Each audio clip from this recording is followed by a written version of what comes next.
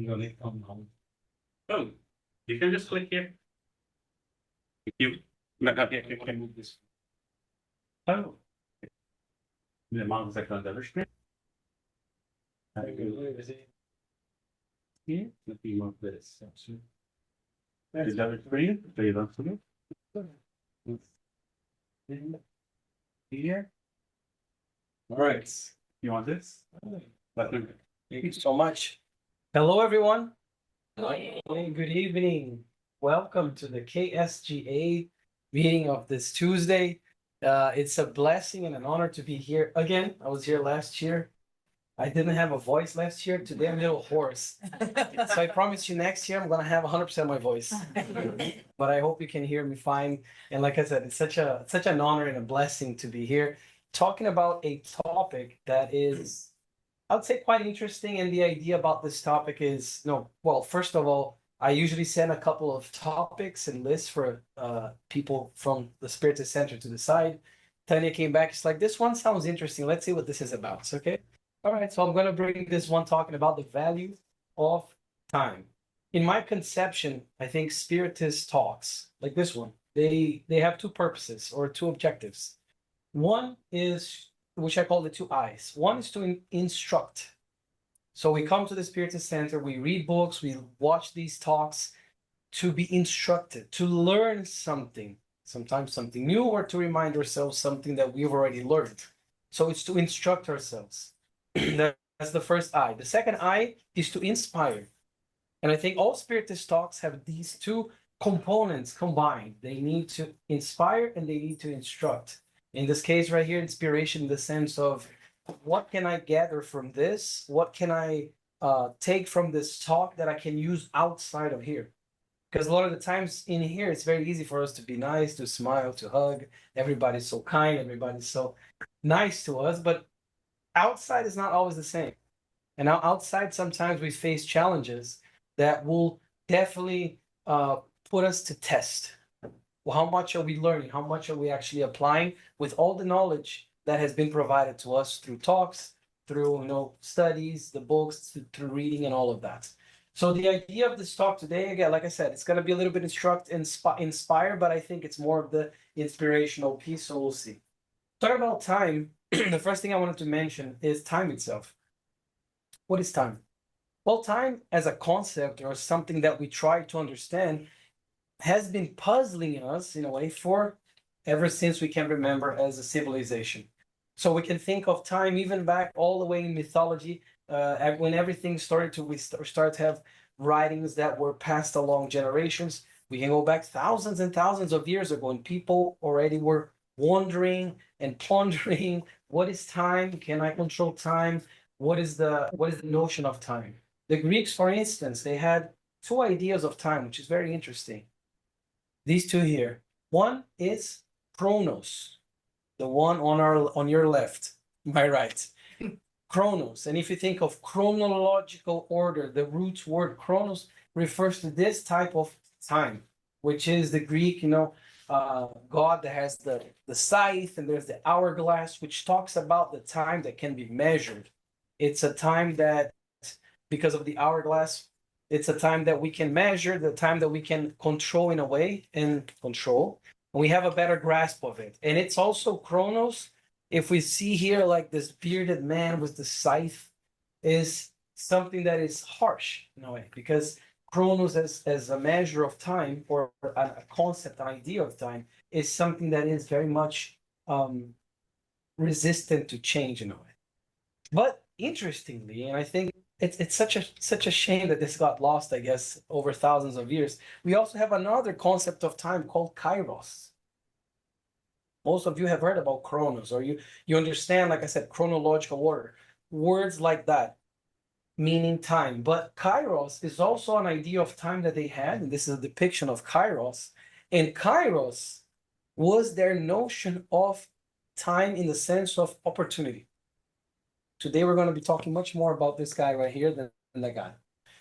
In the sense of opportunity. And kairos, as you can see depicted here, was this idea of time of this, let's call it this guy, younger guy, or younger than Kronos for sure. And he had wings he had this, we can say, weird hair, very interesting haircut, not to judge Kairos, poor Kairos, has this very interesting haircut, and he had no clothes. So he had wings, no clothes, and he had an interesting haircut in which the hair and the beard, everything was to the front, nothing to the back. Why? Because they used to say that Kairos is that type of time in terms of opportunity that you can only catch it if you get it as it's passing through you, coming towards you. Once Kairos has passed, he has no clothes for you to grab on, not even a hair for you to grab on. Meaning, once an opportunity has passed with the time, it's gone. So, two different ideas, very interestingly, of time. One is the measurable one, the other one is the opportunity. When we talk about Spiritism, like I said, these talks are meant for us to think about things in our lives and to apply this concept outside of here. When we think about Spiritism, and today I'm going to be mentioning a lot of Kairos in the sense of the opportunities that we have while here, while in this life. Why present? At the time of the present is called the present. Because once these opportunities have come, we cannot grab Kairos anymore. Kairos is already gone.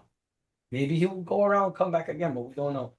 The idea is we grab it, Kairos, the opportunity, once it's heading towards us through the hair, through the beard, that's only in the front. But the notion of time itself, it's something that there's this video on YouTube, and those who are watching us online, you can probably click quicker than people who are here. On YouTube, it's called To Scale Time. This is a channel that they try to scale things, and they try to scale time in the sense of the universe and also in the sense of humanity itself, as long as we know. So the universe timeline. So they went to the Mojave Desert. They spent the entire day marking specific points in the desert to scale time. So for instance, every 33 feet, which is 10 meters, equated to 20 million years in the passage of the universe. So imagine every 33 feet, that's 20 million years in the passage of time. So they went and they marked all of that there, and they went back to the history of the universe, the known universe, which is almost 14 billion years old, which is actually 13.8 billions of years old. So they went there, and you know what? The result was 7 kilometers, 4.3 miles of markings to mark the passage of time. Now we're talking chronos, to mark the passage of time ever since we know, ever with the universe that we know for so long, and also humanity. And it was so interesting and so humbling for them, because as the sun sets down, they have all this lighting up, and they create this beautiful. I recommend you watch this video. It's a little longer, that's why I didn't bring it here.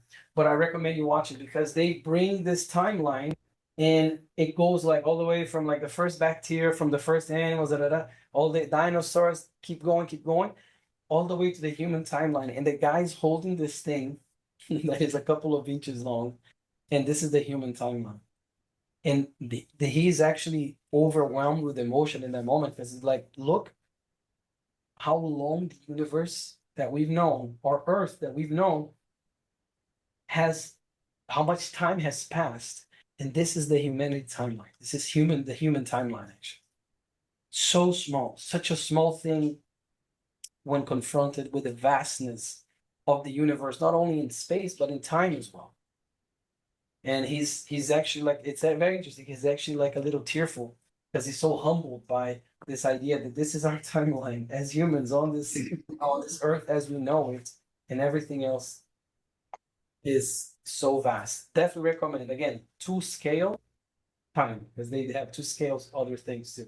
This one is about time. Now, curiosity about time and measurement of time aside, we also now want to bring this to the Bible. We have in the Bible something that's very interesting, and we can also apply it when we're talking about the value of time. We can also think of the parable of the talents. So this idea that we have, in this parable in the Bible, where Jesus is going to say that this Lord was going to go away, and then he left 3 of his servants with talents, which were units of measurement, of monetary measurement, that meant a lot. So with one, he gave 5 talents. The other one, he entrusted 2 talents. And the third one, he entrusted 1 talent. And he says, to each according to their own capabilities or their own capacities. So 5 to 1, 2 to the other one, 1 to the third. This Lord goes, and then this Lord comes back. And once he comes back, or when he comes back, they have to go and they have to present him with the talents. Again, units of measurement. Imagine a little pouch of coins, for instance. They had to present him with the money that he left with them. To one that he entrusted 5 talents, he's like, okay, where is it? My word, of course, not the Bible's word. Here it is, master, 10 talents. So he gave him 5 to take care of, and he returned 10, meaning he doubled that. And then the master said to him, well done, good and faithful servant. You have been faithful over a little. I will set you over much. Enter into the joy of your master. So he gave these 5 talents. That servant returned 10, meaning doubled. The second one that he had given 2, gave him 4 back. Here's 4 talents, meaning he also doubled. Less amount, yes, but he also doubled. And then the one that had 1 talent, the one that had the least amount, gave him 1 talent back. And it's interesting because in this parable, we often think of this as money necessarily, but we can also think of time. Time as a concession of God, in the sense of how well are we using the time that's entrusted to us, because the Lord here is God, in the sense that he's going to entrust us with time to live our lives, time to get better, time to help everybody else. And we're going to have to eventually tell him, what have we done with our time? What have we done with the time that was entrusted to us? Was it 10 years of life? Was it 100 years of life? Was it 80 years? Was it 50 years? To each according to their own abilities, capabilities, capacity, whatever we want to name. But the idea of this parable, meaning time, is something that, again, like I said, we don't have to necessarily just think of money. We can think of many things, including the time that we have. Because all the time that we have here, and I say we, the incarnate spirits who are us, that have a body right now, and those who don't, that will have a body again, we're listening to this too. We all have a certain amount of time that is entrusted to us. It can go more, it can go less, but we have a certain amount of time, and that is a concession of God. That is something that we will have to respond later on, meaning we're going to have to answer to when God calls us and says, okay, what have you done with the 80 years that you were on earth? What have you done with the 50 years you were on earth? The 100 years you were on earth? And it, again, to widen our view to these things, including this very beautiful parable, because the one that had 1 talent, the one that had the least amount of money, was the one that only gave him back 1 talent. So the one that had 5, that had more, double that money, 10. The other one, 2, here's 4. The one that had 1, here's just 1. If we look at things with a material eye, with a materialistic view, I guess, we don't think that man giving back 1 talent is not even all that bad. If you lend money to someone else, or if you say, hey, my friend, take care of this amount for me, you go on your trip, you come back, they give you the same amount, you may say, okay, good, at least you didn't squander it. At least you didn't spend it all. You're returning the same amount that I gave it to you. But the parable is so much deeper. And that's why in this parable, the master becomes very upset with that one that had 1 talent, and he buried that talent because he was afraid.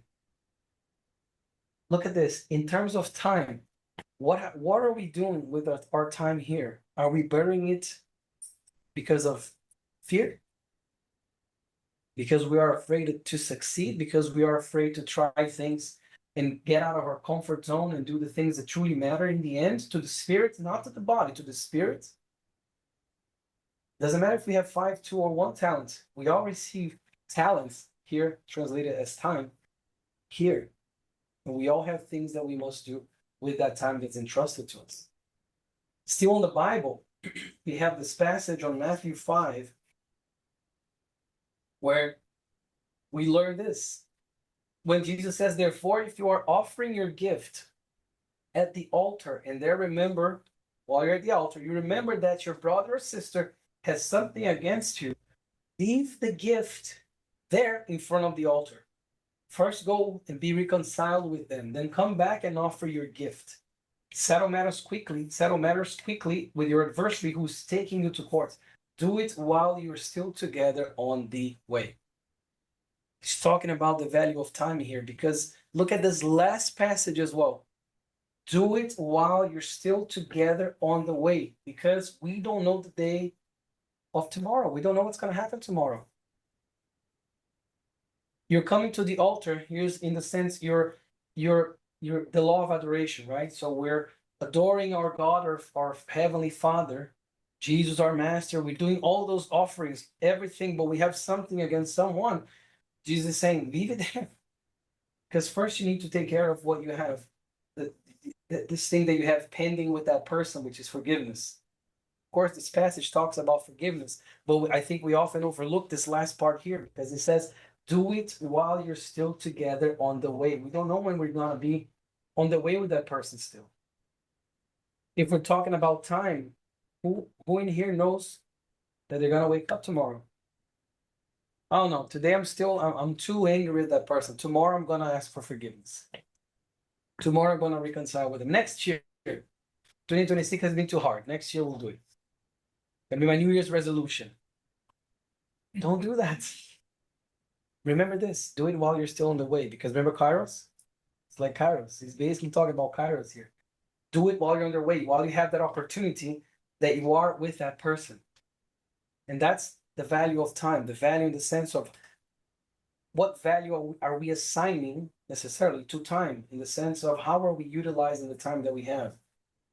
Are we utilizing to do things that perhaps, like I said, with the talent, we're just burying it because of fear, or are we doing things that will truly transform ourselves, our spirits from within, from the inside out, not just through external acts, but through the internal change, the inner transformation that we talk so much in Spiritism.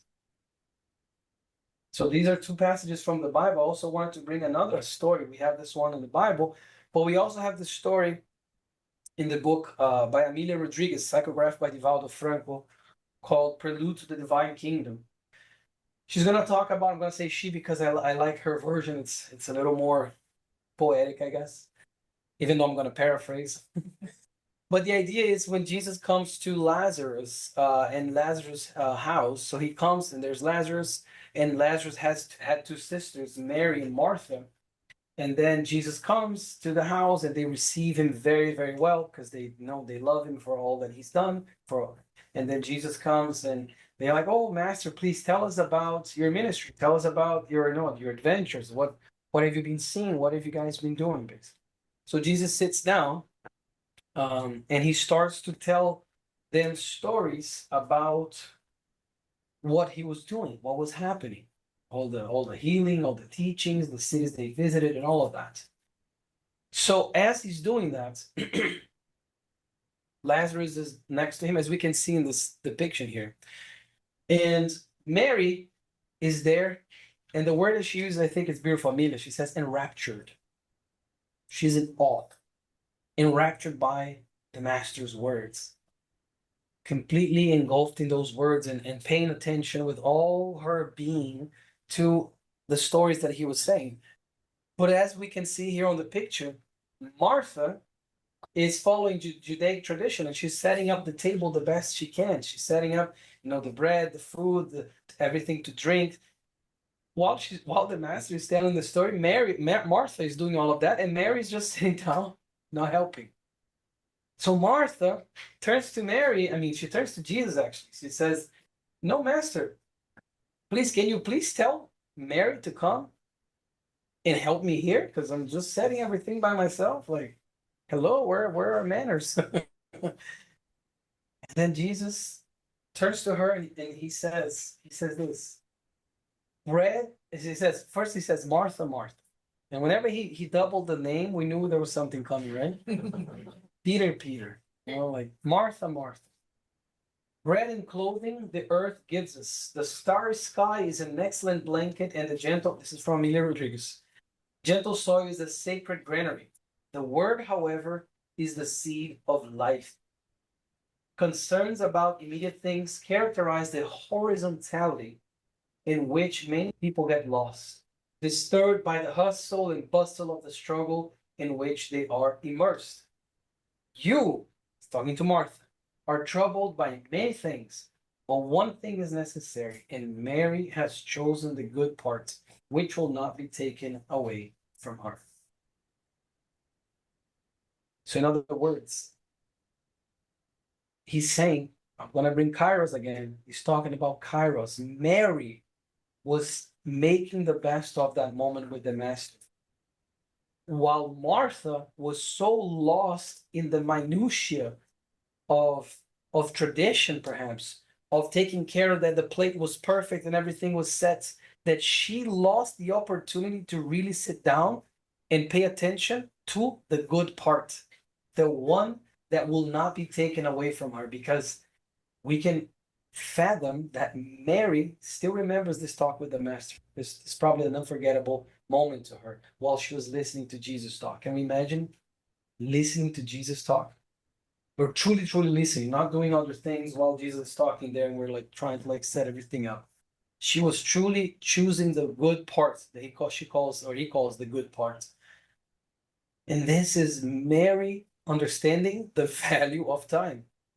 This is Mary understanding how important that opportunity was for her. And she chose the good part. And I like that he puts the horizontality in which many people get lost. Horizontality. Imagine a horizontal line. And I think we must ponder for a second. We must reflect on this and ask ourselves, how many times are we getting lost in the horizontality of our own lives and not paying attention to the part that truly matters, to the people that truly matter in our lives? Because the horizontal here is in the way of what's going to bring our spirit to the next level, what's going to help us in our own evolution.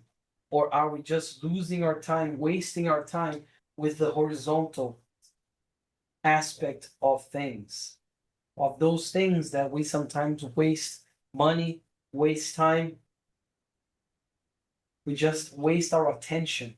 We waste all these resources, and they are for the spirit, or to the spirit, a horizontal line of evolution to their own spirit, in a sense. And this is what I think Mary was choosing the best part there. Mary chose to sit down and listen to the Master, not go and waste time perhaps cleaning this, cleaning that. And this is like I said, it's supposed to make us think, how am I using my time? How well am I using my time? How well am I taking advantage of Kairos when Kairos is coming towards me? We also have this other passage, and this is from a book by Umberto de Campos, psychographed by Chico Xavier, in which he's going to talk about, and he starts this message, it's a chronicle, I guess we can say.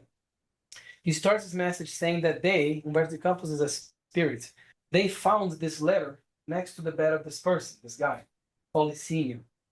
It's the name of the person, Licinio. So he's reading the letter. And this is what the letter said. Again, I'm going to paraphrase. I'm not going to say exactly or read because it's a long letter. But basically, the letter said it was a letter from Licinio to his mom. He's saying, "No, Mom, what a great party we had this past week. You just turned 78 with a lot of health. How blessed you are, Mom. It's so good that you found Spiritism and that you're using your time to help others and study and do all these things." In the letter, the son is telling the mom, I'm so happy for all of that.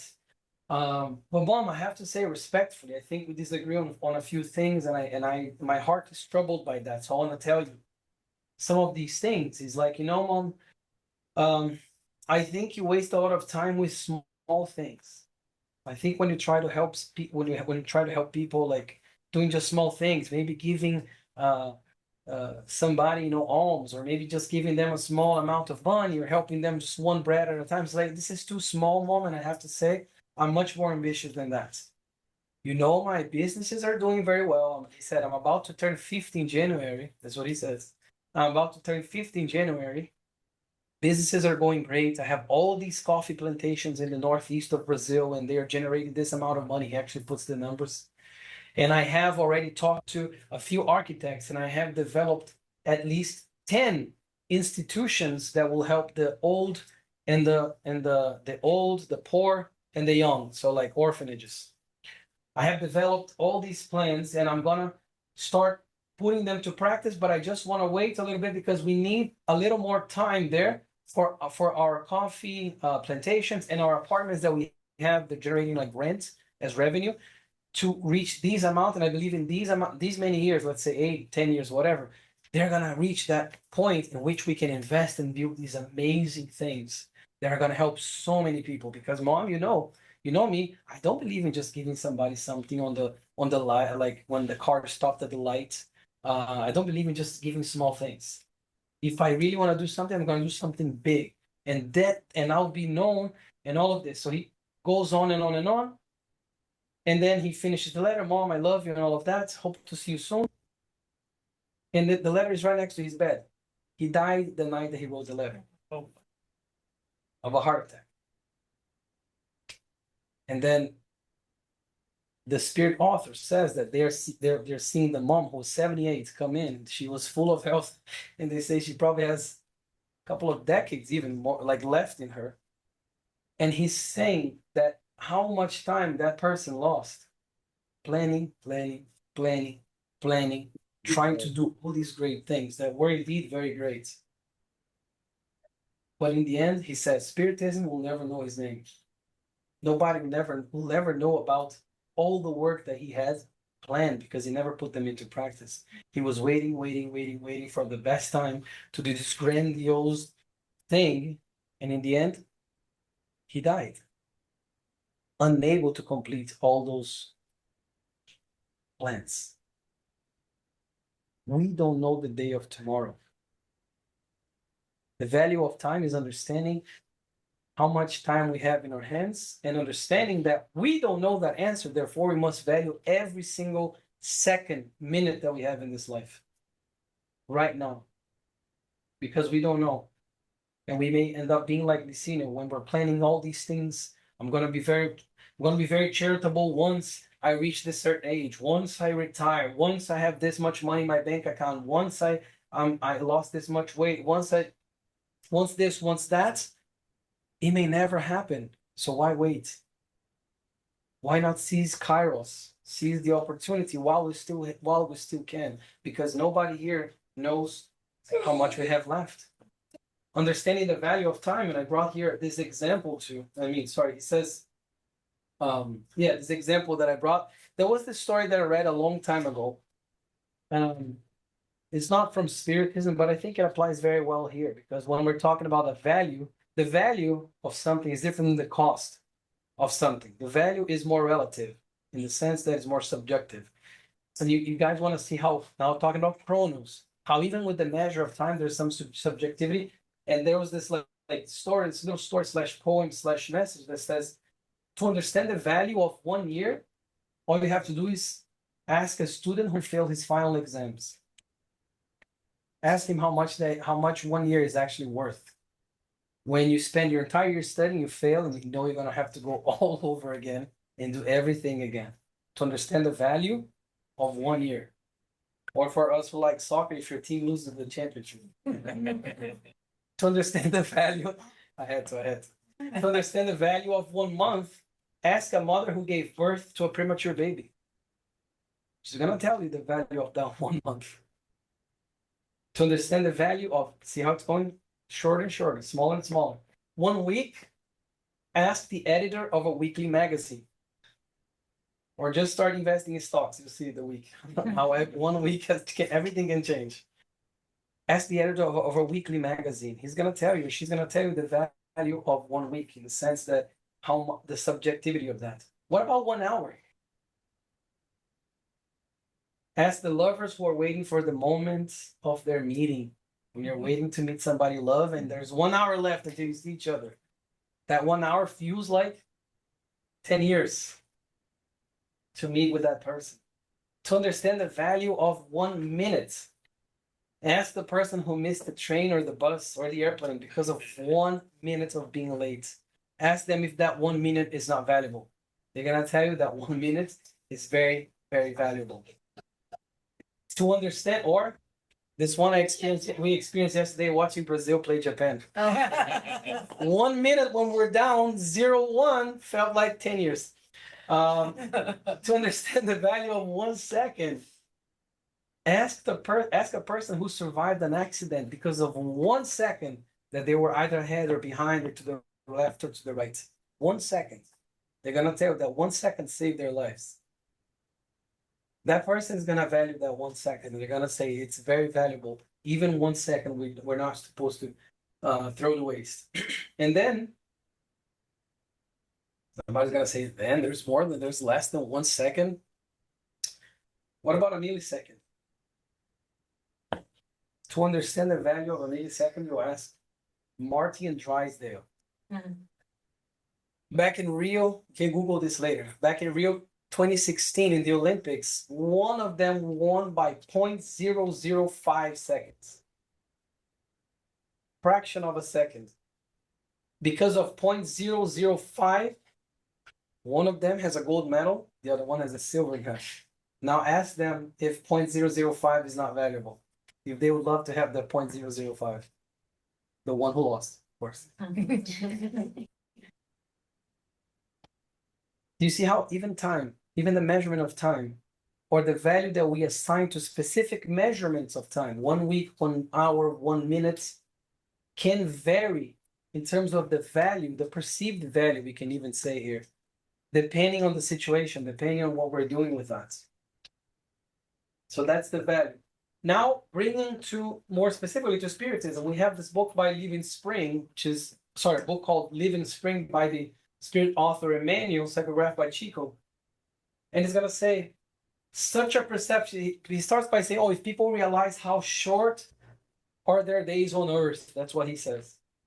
He's going to say, such a perception in light of eternity would certainly give them a new concept of the blessed, invaluable, yet short opportunity that has been given to them.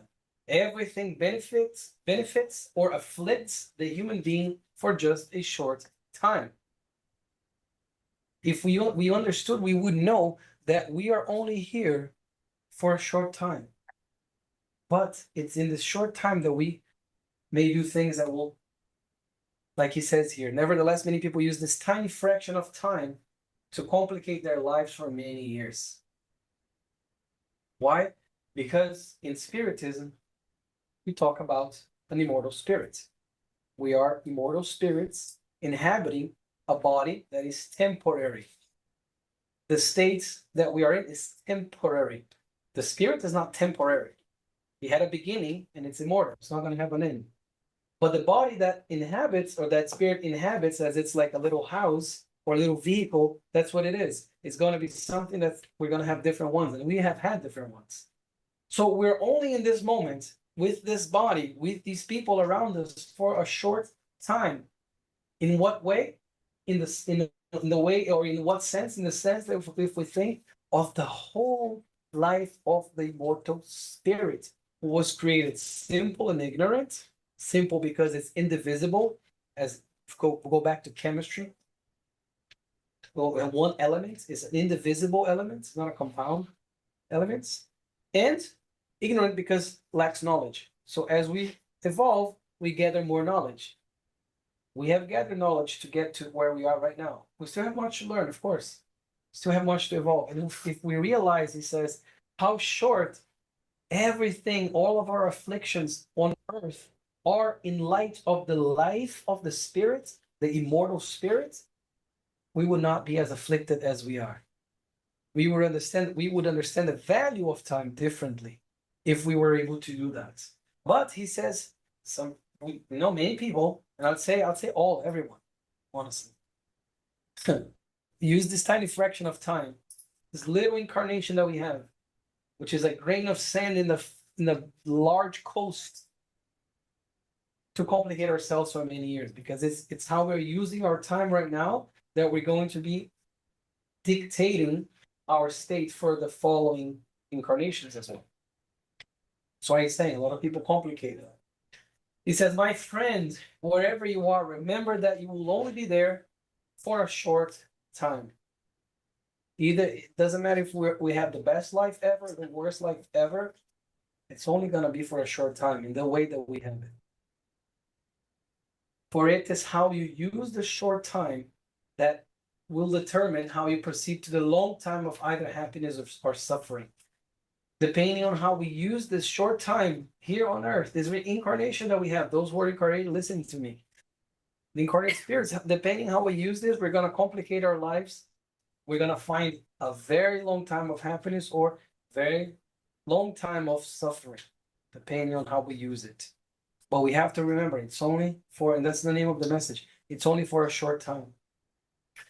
The same author here is going to say another message here. Do not let yourself be overcome by the empty hour. A mind without work becomes a dwelling of shadows. A mind without work, look at this. A mind that is doing nothing because it's the empty hour. We're going to be opening up ourselves, our minds, to different types of influence, and they're not always going to be good ones. Because an unoccupied house shelters what? Harmful creatures. The time that belongs to you, you can offer in service, aka charity. You can offer it to do something else, something useful to someone else. Any help you give to others is help to yourself. And he says, do not disdain time, for time comes from God. It's actually like a poetry. In Portuguese, it does rhyme. In English, it does not, obviously. But it's still very valuable nonetheless, I would say, because we can understand here that we cannot disdain time because time comes from God. It's a concession from God. Remember the parable of the talents that I mentioned in the beginning? That's what it is. Time is a concession from God. We have been granted this opportunity, this invaluable opportunity that we are here for such a short time, yes, but it's a very, very valuable experience and opportunity that we have to be able to do so much, even though we're going to be here for so little. We can still do so much. And this other author, André Luiz, is going to say, if you already know how precious the value of time is, respect the time of others so that your own hours may be respected. Remember that if you have commitments and obligations based on time, the same is true for other people. No one evolves, prospers, improves, or educates themselves until they learn to use time to proper advantage.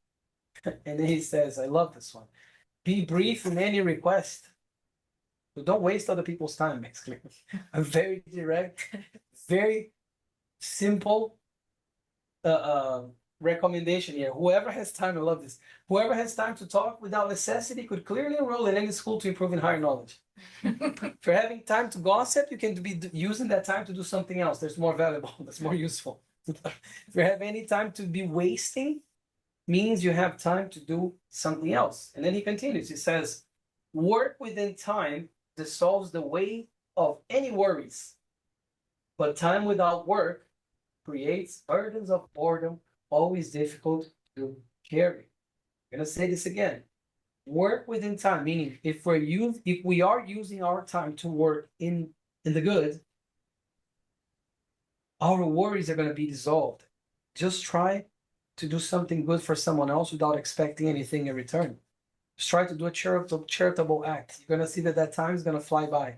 And even if your heart was heavy and worried, when you do that, there's such a good energy that you're afterwards you're going to be like, wow, I feel a little lighter now, actually.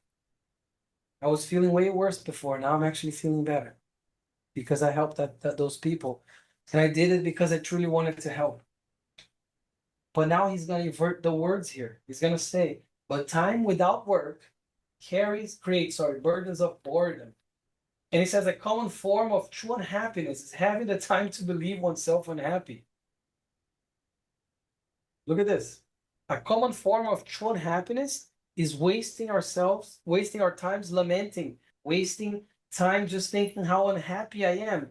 And I'm going to be unhappy because I'm wasting time thinking about how unhappy I am. And we create this sort of like this vortex of negativity to ourselves. If he says, if you make use of time to improve yourself, time will make use of you to accomplish wonders. Observe how much can be done in half an hour. How much can, this is true.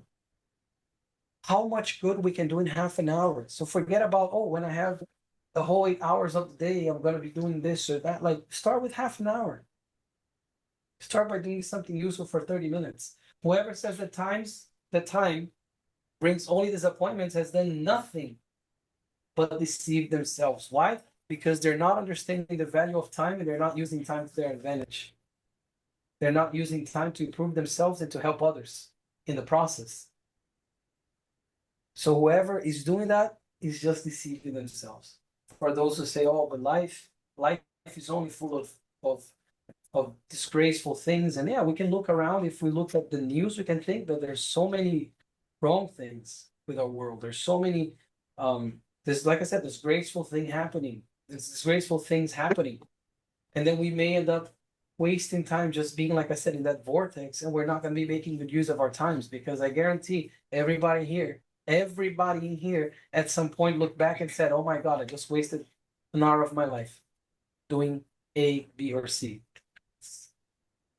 And a lot of those are spent on social media, just consuming stuff that's not going to lead us anywhere. Remember that the stewards of material wealth is another message from another book, just as much as the victims of early deprivation, the wise and the ignorant, the healthy and the sick, the happy and the unhappy, will all stand before the reckoning of infallible justice. And keep with you the certainty that the only irreparable affliction is that of wasted time on the human journey.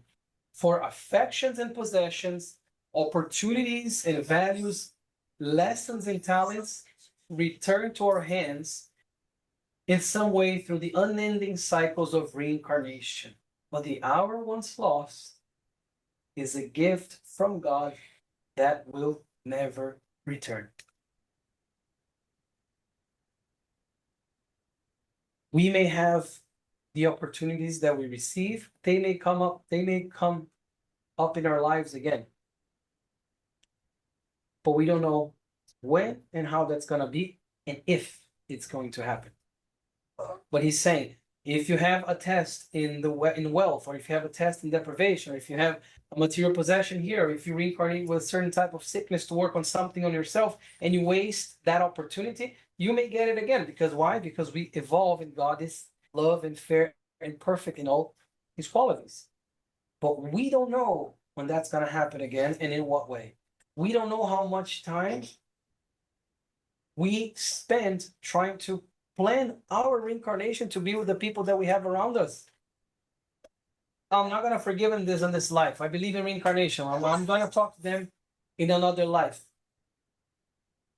We don't know. We don't know how long we work there planning to get back here. And also we have free will. So who knows if our paths are going to cross again and how they're going to cross. We don't know. Some of these things will come back, of course, because if we need to learn, we will learn. But the opportunity, he says, the only irreparable affliction is that of wasted time, because the hour that we lost will never return. And there's this beautiful saying in beautiful Chinese proverb that says, a man can never cross the same river twice, because the man is never the same and the river is never the same. That's what it is. That's life. Because even if we cross the river, we go back. When we try to cross it again, I'm already 2 seconds older than I was when I crossed before. And the waters that I touched already are gone. The river is not the same as well. And I'm not the same. So the only irreparable affliction is that of lost time. So let us reflect on the justice of time. Time is a divine value within human experience. Each consciousness shapes its own destiny through it, through the use of the time, to understanding the value of time. The time that Christ spent in elevation was exactly the same time as Barabbas spent in wrongdoing. They both had used the same time in terms of years. Christ's ministry was 3 years. Formal ministry. The only difference between them is that Jesus used his time to magnify goodness, while Barabbas used his time to generate evil. Between the light of one and the shadow of the other, the use of time unfolds along an infinite scale to improve ourselves or to worsen within it. That is our choice. Free will, the ability to choose, the capacity that we have had acquired through the maturation of the Spirit itself, that we have to choose. How are we going to use the next hour of our lives? How are we going to use the next week of our lives, the next month, the next year of our lives? It's up to us, 100% up to us. You guys all chose to be here today, right now. You could have stayed home doing nothing of value, but you came here today with open hearts and an open mind to listen to somebody talk and try to improve and try to learn, try to be inspired, try to take something out of this, meaning using your time, I dare say, wisely. Not because it's me, but because when you choose to be here, there's a lot of things that are happening. And this is another lecture, another talk for another time. But you chose to be here. Each one of you chose to be here. You chose to spend this next hour from 7:30 to almost 8:30 now here. We have the free will, we have the capacity to choose. And that's why I say we come here to listen to these things, to learn, to be inspired, like I said, to use these things out there, which is one of the things that I'm always harping on and on and on with Spiritism. We have to remove it just from the beauty of the philosophical aspect of it, or the religious aspect, and the books are so well written. Yeah, but how am I using that knowledge? What am I doing with my time once I'm reading something? That's good use of my time, yes. But how am I going to apply that knowledge? That's something that I talk over and over, as André mentioned in my podcast, Spiritist Companion in English, Companheiro Espírita in Portuguese, about how we can utilize that knowledge, because I think that's the step that we must all take. How to use this in our actual lives. Like you said too, YouTube, Spotify, Instagram. I'm trying to disseminate Spiritism everywhere for whoever wants to listen. So there's no shortage of that. Time is a loan from God. To end here today, I wanted to end with this. A miraculous elixir. It soothes all pain. Time soothes all pain. It's an elixir. An invisible scalpel. It heals all wounds, restoring the tissues of body and soul. With time, we make mistakes, but with it, we make amends. In its company, time, we take on serious commitments, and with its support, we repay all our debts. Because that's the way of life. That's the way of the life of the Spirit. Because with time, a lot of these things that we can even see in our own lives, how time dissolves a lot of animosities, how time dissolves a lot of negative emotions that we have towards something or someone. It's time doing its work, it's healing. It's like a scalpel. I love that word, scalpel, because if you think of a scalpel, it's a tool that's sharp and it cuts, but when in the hands of somebody that's an expert, aka a surgeon, the scalpel is going to cut the skin, but only the incision in the part that's sick and the part that needs to be removed, or to get to the part that needs to be removed. A scalpel, time is like a scalpel. With time, we make mistakes because we're still spirits that are learning. We will make mistakes. But with time, we'll also make amends, because time is a concession from God, and we receive that concession, we receive that time to make these amends so we can improve, to mend these relationships that were broken, to mend these things that we need to mend in order to continue in our spiritual journey, our spiritual evolution. So time is very valuable. I hope, if anything, you learned something from today, is that time is very valuable. And I wish, before I say that, just this end this my last message. Surely God will grant you other days and other opportunities for work, but do all the good you can now for a day like today. I love this. You will only have once. A day like today, you're only going to have once. Tomorrow is another day. And guess what? That tomorrow, the tomorrow of tomorrow, you're only going to have once. So let's make good use of our times. here. And have a blessed week. Yeah. Thank you.